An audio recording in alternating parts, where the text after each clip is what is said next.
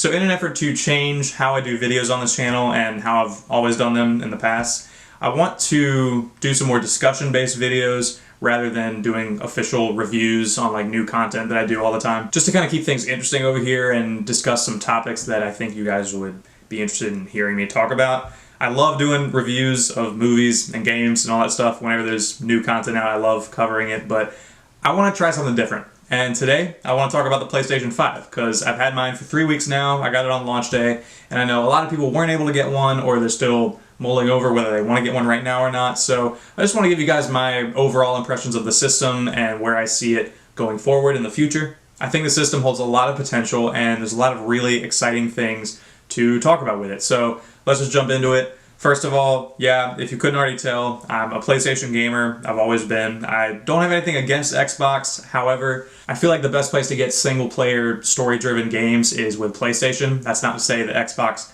doesn't have any of those, but that's just kind of where I am, and I like the games that you get exclusively on PlayStation, so that's kind of what I've been playing for a while. So looking at the PS5, first of all, I have the disc version. I'm a huge proponent of physical media, and I watch a lot of movies on my game console, and I own all my games physically. So that was always the model that I was going to get, even though it is $100 more. If you buy all your games physically and you use your console for watching movies and stuff like that, I think it is worth it. Looking at the design specifically, I think it looks so much better in person than I did on all the promotional stuff. It is huge, and if you already have limited space in terms of your TV setup, then it might be hard to figure out how to put it. I have it set up vertically. It comes with a stand that you can put vertically or horizontally. I think it looks a lot better standing up vertically than it does horizontally. But anyway, yeah, the system just looks great. It looks very premium and sleek and futuristic. The lighting is also really cool. I'm glad they tried to make the design stand out, whereas I think the Xbox Series X really is supposed to blend into your setup and you're not really supposed to see it.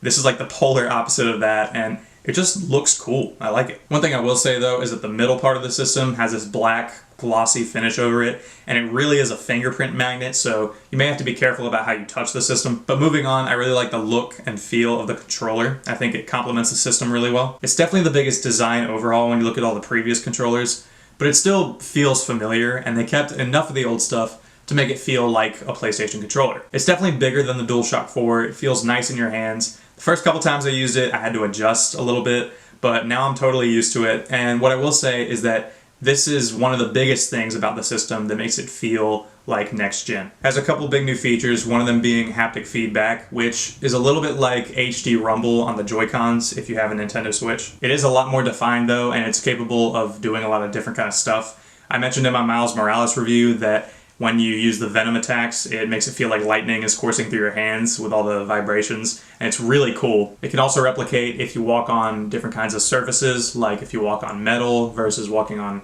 grass or snow. And the adaptive triggers in particular are really immersive, and I think there's a lot of potential there for future games to use. When you pull back on them, it gives you more or less resistance depending on what you're doing.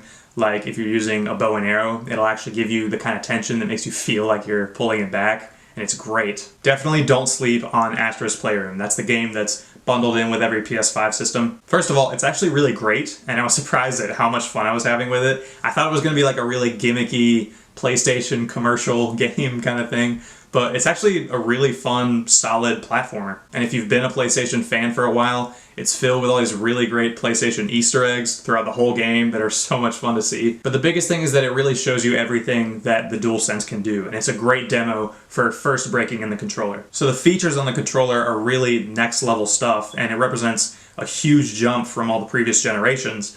But I think it's really going to depend on if developers utilize them in games going forward. I remember the touchpad being this really cool new thing on the DualShock 4. It never totally achieved what I think it could have done, and I think when developers did use it, it was great, like the guitar stuff in The Last of Us Part 2, but it just kind of became an afterthought, and I hope that's not the case with the DualSense, because a lot of these features show a lot of promise. So let's talk about the games, because that's definitely one of the biggest factors when you're buying a new console.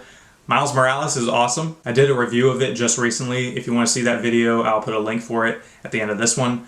But yeah, if you love a really good Spider-Man story, then it's definitely worth playing. It's got some surprisingly emotional moments and really fun combat, and I think it's a great way to break in the system if it's going to be the first game that you play. I've heard nothing but great things about Demon's Souls. From what I know, that's like one of the only console exclusives for the PS5 right now. I personally have not played it, so I can't talk about it here. I don't play every game because they're expensive, so I really only focus my time into the ones that I'm super interested in. Everything else is pretty much third party right now, stuff like Assassin's Creed Valhalla or Call of Duty, but almost every PS4 game is backwards compatible on PS5. It would have been really nice to see the previous generations on the system, but still, it's great to see PS4 games here. And some of them actually run better now than they did on PS4.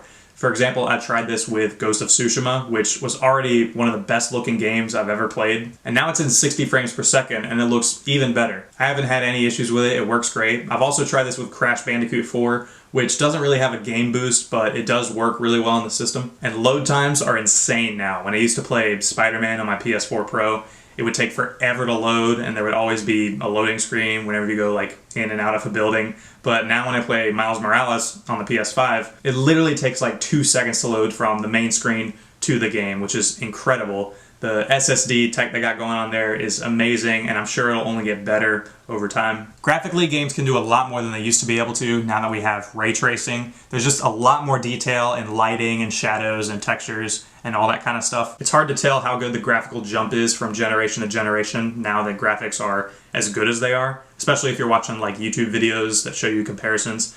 But I do think the kind of visuals that you get on the PS5 is stuff that you could never do on the PS4. So all this together really does make the PS5 feel like the new, big, exciting PlayStation console. And it does feel like the next generation is here, even if that's corny to say. That's kind of everything I want to talk about with this video. So is it worth it to go out and get this thing right now?